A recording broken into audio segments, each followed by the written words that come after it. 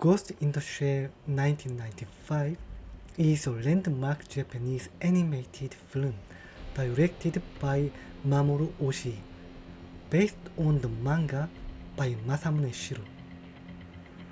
The movie is set in a cyberpunk future where the line between human and machine is blurred, and it explores deep philosophical themes of identity, consciousness, and the soul. It follows Major Motoko Kusanagi, a cybernetic officer who is on a mission to track down a mysterious hacker known as the Puppet Master. Visuals and animation is that the animation in Ghost in the Shell is revolutionary, blending traditional 2D hand-drawn techniques with early CGI, creating a stunning and immersive world. The futuristic cityscapes, which look like modeled after Hong Kong, are dark, neon-soaked, and incredibly detailed, evoking a dystopian atmosphere. The animation fluidity and attention to visual texture, whether in the sheen of cybernetic bodies or the reflections in water, make it a visual masterpiece, especially for its time. Themes and depth is at the core of Ghost in the Shell, or its complex philosophical questions about what defines personhood in a world where human bodies can be fully mechanized. Major Kusanagi is a cyborg with a human brain called Ghost, constantly questions her own identity. Is she still human or merely a machine? The film doesn't shy away from existential introspection, with characters discussing the nature of the soul, free will, and the implications of artificial intelligence. The exploration of these ideas is thought-provoking and sets the film apart from other science fiction animations. It raises timeless questions relevant to the modern age of AI and transhumanism, making the story as relevant today as it was in 1995. Reviewers often highlight Ghost in the Shell's intellectual and philosophical ambitions. The film explores deep questions of existence, identity, and what it means to be human in a world where bodies can be fully mechanized. Major Motoko Kusanagi's introspection about her own humanity resonates strongly with viewers who appreciate layered, complex storytelling. The pacing is deliberate and slow, with long contemplative scenes that allow viewers to immerse themselves in each futuristic setting. The narrative is more about mood, philosophy, and atmosphere than about action or traditional plot. It's deliberate and slow-paced, which may not appeal to viewers expecting a straightforward science fiction thriller. However, the slower pace allows for a deeper exploration of the film's themes and a better immersion into each world. The story revolves around Major's hunt for the Puppet Master, a rogue AI that has gained self-awareness. But the film isn't simply about a chase.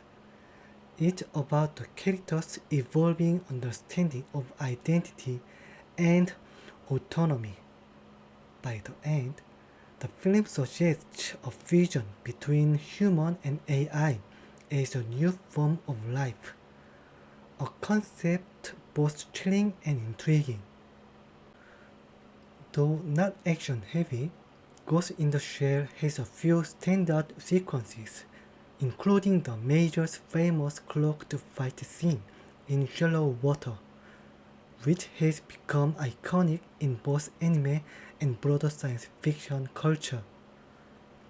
These scenes are more about efficiency and style than spectacle, with the action often feeling clinical, much like the cybernetic world the characters inhabit. Some viewers may find the plot a bit opaque or challenging to follow, especially given its philosophical undertones. But for others, this intellectual depth is what makes the movie a masterpiece. Mamoru Oshii is a renowned Japanese filmmaker, director, and screenwriter, best known for his influential work in anime, particularly his direction of Ghost in the Shell 1995. He is celebrated for his philosophical approach to storytelling, his distinct visual style, and his exploration of complex themes such as technology, identity, and existentialism. Mamoru Oshii is a visionary director whose works challenge the boundaries of animation, combining philosophical depth with visually innovative storytelling. His ability to blend high-concept ideas with emotionally resonant characters has made him one of the most respected and influential figures in the world of anime and beyond. His exploration of the human condition in the context of technology, consciousness, and existence remains a central part of his enduring legacy. Cyberpunk is a subgenre of science fiction that emerged in the 1980s, blending high-tech advancements with low-life societal structures.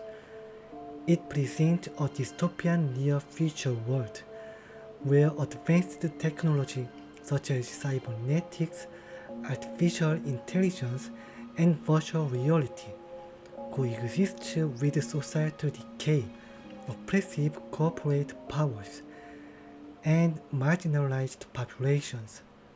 The genre is marked by its gritty urban settings, rebellious characters, and exploration of themes like corporate dominance. The blurring lines between human and machine and the dehumanized effects of unchecked technological progress. Cyberpunk's aesthetics are heavily influenced by neon-lit cityscapes, a mixture of high-tech and run-down environments, and a blend of Eastern and Western cultural elements. The visual style often includes elements like skyscrapers, holographic advertisements, futuristic gadgets, and grungy underground communities. In summary, cyberpunk is a powerful critique of unchecked technological progress and corporate dominance, often using its futuristic settings to highlight current societal issues, while maintaining a distinct, edgy, and rebellious tone. Kusanagi says that standardized specialization can lead to extinction with one fatal flaw. A system composed of the same standardized product will have a fatal flaw somewhere. Both organizations and people are slowly dying at the end of specialization. This story is later repeated by the puppeteer. A single virus can lead to extinction, and above all, individuality or diversity does not arise in replication. It is a defensive function for eternal existence, and diversity and variability are desired to avoid extinction. Kusanagi and puppeteer's conversation are consistent. The end of standardization is extinction, and evolution to avoid extinction is the theme of this work. if you only make clones, you will go extinct. The message of this work is that in order to avoid extinction, you must evolve to have individuality and diversity.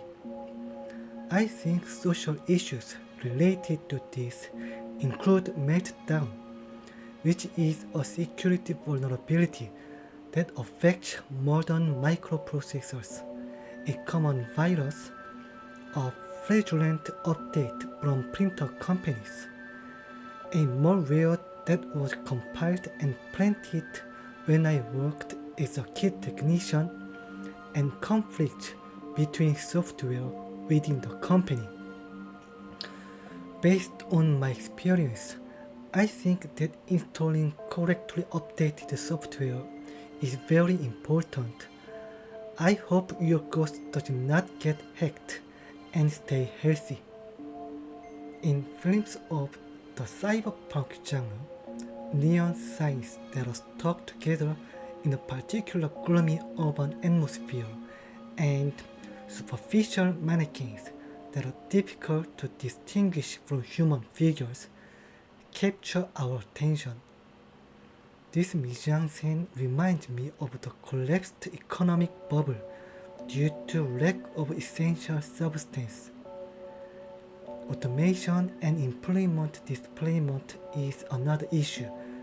In the world of Ghost in the Shell, automation, AI, and cybernetic enhancement have become commonplace, leading to changes in the workforce and societal structure.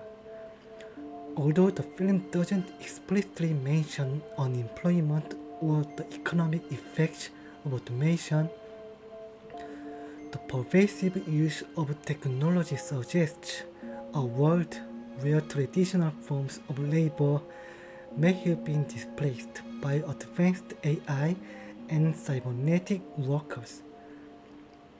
This reflects concerns from Japan's post-bubble economy, where industries struggle to adapt to new economic realities, leading to shifts in the workforce.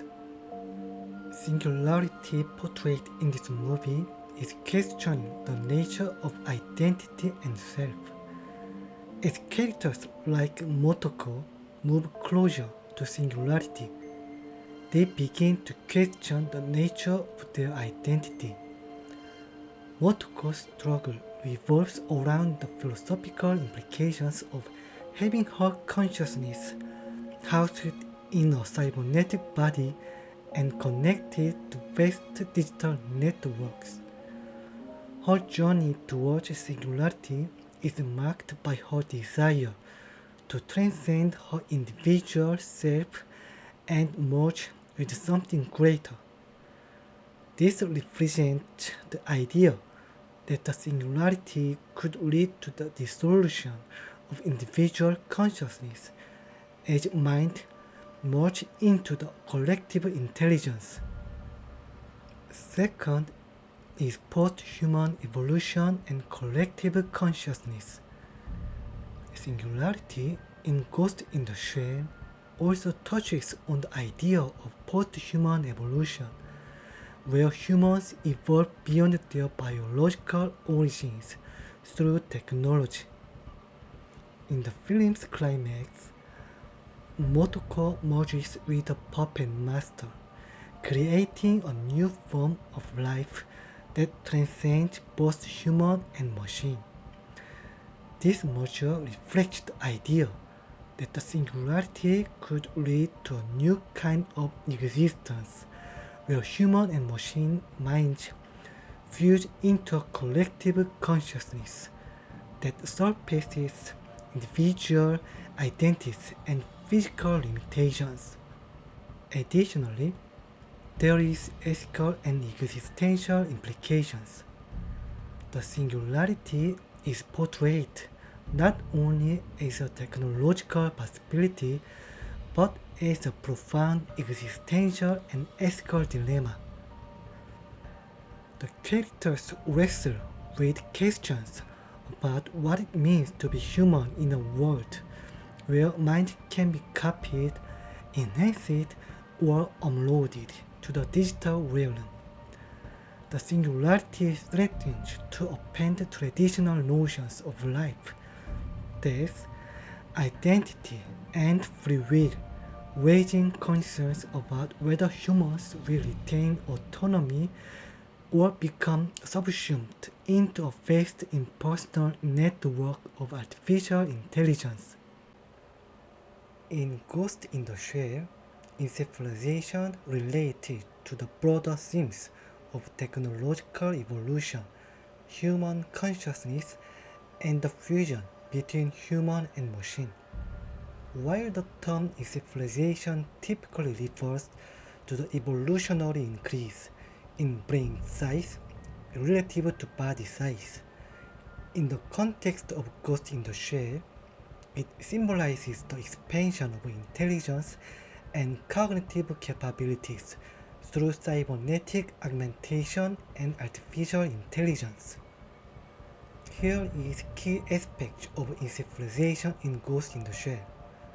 First is ghost and the fusion with technology. The concept of ghosts, the essence of human consciousness being uploaded or merged with technology, plays into the idea of encephalization in a futuristic, artificial sense. The evolution of brain in this context includes a fusion with AI and digital networks, leading to higher state of intellectual and sensory perception. This raises questions about identity and the nature of consciousness, whether the human mind, when fully integrated with technology, remains truly human. In Ghost in the Shell, encephalization is a metaphor for the future of human evolution, where intelligence and consciousness are no longer bound by biological limitations, but enhanced, expanded, and eventually merged with artificial systems. The anime uses this concept to explore profound questions about the nature of self, identity, and what it means to be human in a world where mind can be augmented, altered, and shared with machines. Transhumanists support the use of technologies such as genetic engineering, artificial intelligence, nanotechnology, and cybernetics to enhance human abilities. This includes improving physical strength, intelligence, memory, emotional well-being, and sensory perception. Many transhumanists see AI as a critical component of human evolution. Some envision a future where humans and AI merge, creating a symbiotic relationship or even a new species that combines human and machine intelligence. This hypothetical fusion is sometimes referred to as the singularity, a point at which technological growth becomes uncontrollable and irreversible, resulting in unforeseeable changes to civilization. When asked, what does it feel like to dive into the ocean? Kusanagi answers, fear, anxiety, loneliness, darkness, and a little bit of hope. Sometimes I wonder if I could become a new person when I surface. This is a foreshadowing that Kusanagi will evolve into a new species, which is convergence with AI. In this aspect, the term deep dive refers to the process of connecting one's consciousness directly to a digital network or system, often by plugging into cybernetic interfaces. This allows individuals, especially those with cybernetic enhancement, to access, interact with, and manipulate vast amounts of data, information, or systems. The dive metaphor reflects the immersive and often dangerous nature of this process, as it can involve confronting complex digital environments, hacking, or engaging with hostile artificial intelligence. The concept of a deep dive in Ghost in the Shell also emphasizes the series' exploration of the blurred lines between human consciousness and artificial intelligence, raising questions about identity, reality, and the boundaries of the human mind when fully integrated with technology. It showcases the cyberpunk themes of the series, where human and machines are intertwined in both body and mind. What on earth is my existence? When I fall asleep at night, I go into REM sleep state, and in order to prepare for the confusion when I return to reality, I unconsciously simulate the situation in my dreams. And then when I open my eyes in the morning, I become conscious again. This feeling of being alive. In other words, what is consciousness? I almost panicked because this question was so vague and abstract. But I think it's a question that I absolutely have to answer someday. The most plausible thing I've heard is that the body is made up of countless billions of cells, and as they come up through the sensory organs, they simplify things. They simplify and simplify things. And the feeling of the soles of my feet and the feeling of my internal organs are simplified. So the world that I am conscious of is at the top of that simplified pyramid, which is our consciousness. Consciousness. Consciousness is trapped in the body, but we don't realize it. In this movie, there are two opposing hypotheses about what consciousness is. One is the ego theory, represented by Kusanagi, and the other is the bundle theory, represented by the puppet master. The core of the ego theory is the assumption that there is some entity that makes the subjective experience of a living being possible. The soul in religion is the easiest example of the ego theory to understand.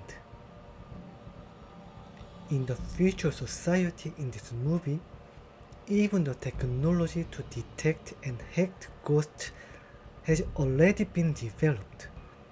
If a human brain is scanned and this ghost is detected, that person has consciousness. And if there is no ghost, that person is a dead, moving mannequin. Philosopher David Calmers called this the philosophical zombie problem. If a ghost is hacked and severely transformed, that ghost is destroyed. So, like the terrorist in the movie, it becomes a soulless doll, a philosophical zombie. Ego theory is a philosophical theory of personal identity and the nature of the self. According to the ego theory, there is a continuous unified self or ego that exists over time and experiences various thoughts, sensations, and emotions. This self or ego is the entity that persists through changes and is responsible for personal identity. In other words, ego theory claims that there is something more to the self than just a collection of experiences or mental states. The self is a central subject or entity that undergoes these experiences. Here are key features of ego theory. First, unified subject. Ego theory posits that there is a single, unified subject of experience, the I or ego that experiences the world, thinks, feels, and acts. This subject remains the same through time, even as one's mental state changes. Second, persistence through time.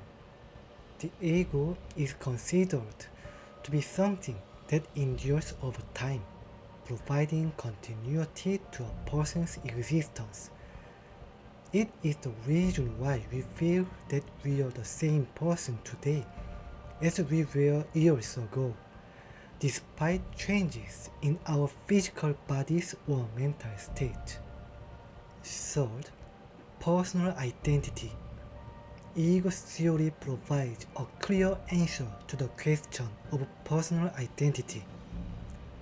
What makes you the same person today as you were in the past, according to ego theory, is the persistence of your ego or self. In the aspect of historical background, ego theory has its roots in various philosophical traditions, especially in Western philosophy.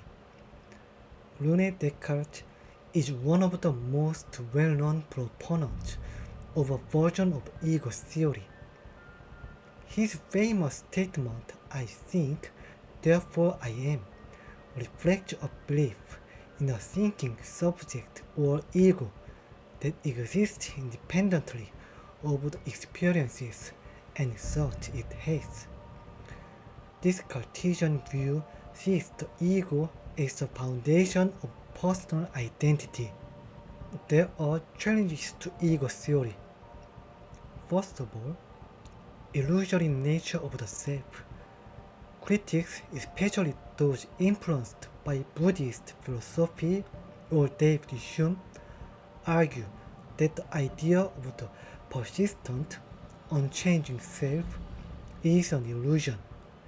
Hume, for example, claimed that when he introspected, he could only find perceptions, thoughts, and feelings, never a distinct, unchanging self. Second, neuroscientific and psychological critics. Modern neuroscience and psychology also challenge the idea of a singular, unified self, suggesting that what we consider the self is actually a product of various processes in the brain with no single center of consciousness. However, a being that causes a crack in this worldview appears in the movie. A being that exists only as an algorithm without a biological brain, yet shows responses similar to ghosts, appears, which look like just passing the Turing test. The bundle theory claims that human consciousness is an illusion. David Hume, an 18th century empiricist philosopher, argued that there is no such thing as an identical self that continues from birth to death, and that the self is merely a bundle of different perceptions. This bundle theory is the most preferred viewpoint by scientists. As experiments and research on the brain continue, it has only been confirmed that human mental functions are a collection of countless independent and parallel processes. No matter how hard I search, I have not found a central processing center that creates a single and continuous consciousness, like the ghost in the movie.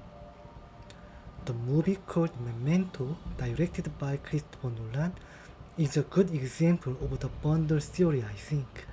Someone said, the feeling of I thinking, the feeling of being the subject, and the idea that the center of consciousness is in the head are all illusions. They don't make sense neuroanatomically.